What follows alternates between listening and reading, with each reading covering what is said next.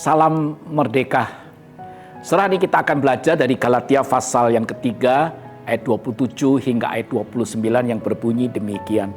Karena kamu semua yang dibaptis dalam Kristus telah mengenakan Kristus. Dalam hal ini tidak ada orang Yahudi atau orang Yunani. Tidak ada hamba atau orang merdeka. Tidak ada laki-laki atau perempuan. Karena kamu semua adalah satu di dalam Kristus Yesus. Dan jikalau kamu adalah milik Kristus, maka kamu juga adalah keturunan Abraham, berhak menerima janji daripada Allah. Setelah hari ini kita belajar bagaimana kita boleh memelihara kesatuan. Selama 350 tahun bangsa Indonesia terkungkung dalam penindasan dan penjajahan Belanda. Belum lagi 3,5 tahun di bawah kekejaman tentara Jepang. Sebuah penderitaan yang luar biasa yang harus dialami oleh bangsa kita di masa lalu. Begitu banyak pelajaran yang dapat kita petik dari lembaran sejarah bangsa kita yang boleh katakan tanda petik cukup kelam. Tetapi semangat juang daripada pendahulu kita untuk meraih kemerdekaan yang dicita-citakan sepatutnya menjadi sebuah contoh untuk semangat kita di zaman sekarang ini. Dengan latar belakang yang berbeda-beda, mereka bersatu padu untuk boleh katakan mengusir penjajah demi mewujudkan negara kesatuan Republik Indonesia. Sesungguhnya impian mewujudkan negara kesatuan ini sudah sejak lama dicanangkan atau direncanakan. Bahkan di zaman kerajaan Majapahit dulu ada Sumpah Palapa yang menjadi bukti dan simbol perekat persatuan dan kesatuan bangsa ini. Semangat juang itulah yang mengilhami para pejuang kita. Mereka bersatu dan bersama-sama bangkit dari keterpurukan akibat penjajahan atau porak-poranda terpecah-pecah akibat penjajahan. Kemerdekaan pun bisa kita raih. Kini kita terbebas dari ikatan belenggu penjajah. Saat ini negara kita NKRI sudah merdeka selama 79 tahun. Namun tidaklah berarti perjuangan bangsa Indonesia sudah berhenti atau sudah usai.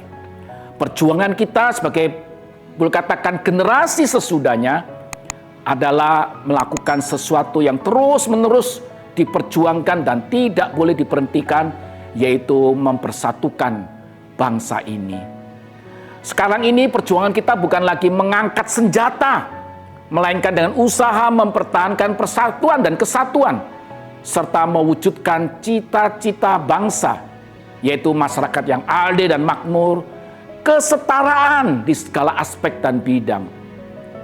Kita sudah melalui era reformasi, di mana kata reformasi didengungkan 20 tahun lebih pada masa yang lalu.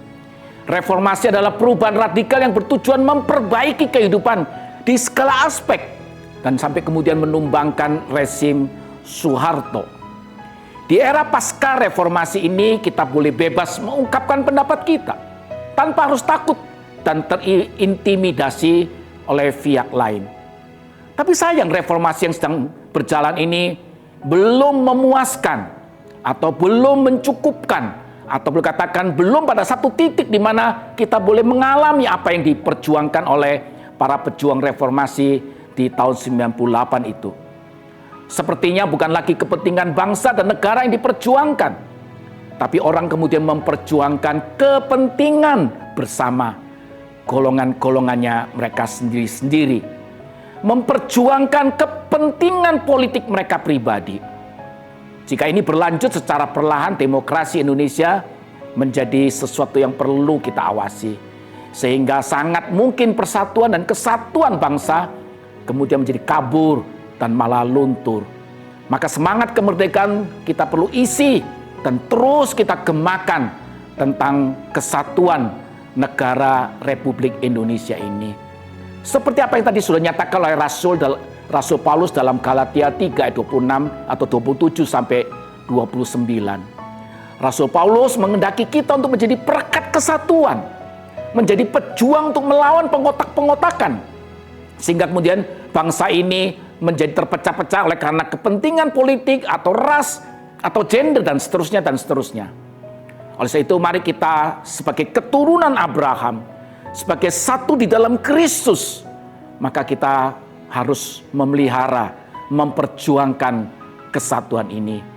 Mari kita kembali meneladani semangat persatuan dan kesatuan para pendahulu kita, dan sesuai juga dengan anjuran firman Tuhan yang kita ambil tadi dari Galatia pasal 3. Marilah kita memelihara bangsa ini sehingga bangsa ini lebih mengenal Tuhan dan boleh mempermuliakan nama Tuhan. Mari kita semangat membangun kemerdekaan bagi bangsa kita ini. Tuhan Yesus memberkati setiap kita. Amin.